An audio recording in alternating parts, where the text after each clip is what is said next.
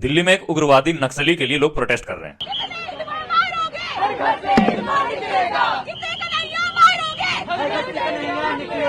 जी हाँ, मांडवी हिडमा एक ऐसे नक्सली था, एक ऐसा उग्रवादी था जिसने कई लोगों का जान ले लिया।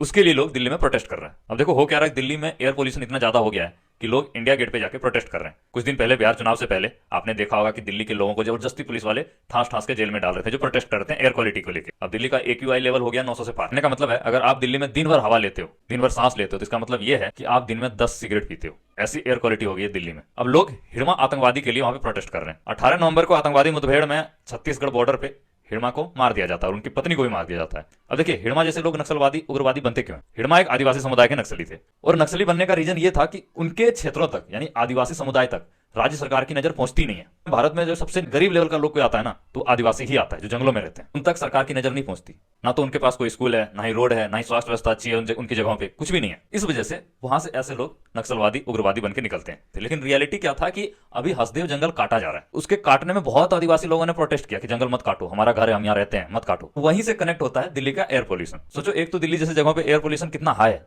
900 से 1000 AQI पहुंचा हुआ है, और दूसरी तरफ जहां पे की अच्छी खासी जंगल है, जहां पे लोग अपने घर में रहते हैं, आदिवासी समुदाय के लोग, जिन तक सरकार की नजर तक नहीं पहुंचती है। ना तो उनकी स्वास्थ्य व्यवस्था अच्छी है, शिक्षा व्यवस्था अच्छी नहीं है, सड़क रोड भी नहीं है उनके पास, बेसिक सुविधा भी नहीं है उनके पास। वो लोग उस जंगल को अपना घर मान के उसी जंगल में किसी तरीके से अपना जीवन यापन कर रहे हैं। सरकार की योजनाएं उन तक नहीं पहुंचती है, रास्ते में ही रह जाती है, और उसी रीजन की वजह से हिडमा जैसे नक्सलवादी पैदा होते हैं। अब हिडमा आदिवासियों का मसीहा माना जाता था। उसने आदिवासियों के लिए बहुत कुछ किया था, हमेशा सरकार से लड़ाई करी, गवर्नमेंट से लड़ाई करी, और आदिवासियों को हक दिलाने का काम क्या करता था। लेकिन नक्सली मुठभेड़ में उनको मार दिया जाता है और दिल्ली में इंडिया गेट पे उनके नाम से प्रोटेस्ट किया जाता है। हालांकि वो संविधान के अगेंस्ट जाके काम कर रहा था, और उसके पीछे रीजन यही था ना सर कि अगर आप गवर्नमेंट हो, आप उनके तक पहुंच ही नहीं पा रहे हो, आपकी नजर उनके तक नहीं पहुंचती है। आपकी नजर उनके तक, आदिवासियों तक तब पहुंचती है जब आपको वोट लेना होता है। उनके विकास के लिए आपकी नजर नहीं पहुंचती उनके तक, तो फिर ऐसे नक्सली पैदा होते हैं। क्योंकि वो लोग देश को बचाने के लिए ही नक्सली बनते हैं, जंगल को बचाने के लिए ही नक्सली बनते हैं, देश के लोगों को बचाने के लिए ही नक्सली बनते हैं। आपने कभी नहीं देखा होगा कि अमीर आदमी का बेटा नक्सली बनता है या कोई नेता का बेटा नक्सली बनता है। आपने हमेशा देखा होगा जो सबसे गरीब भारत में होता है, जो सबसे गरीब लोग होते हैं,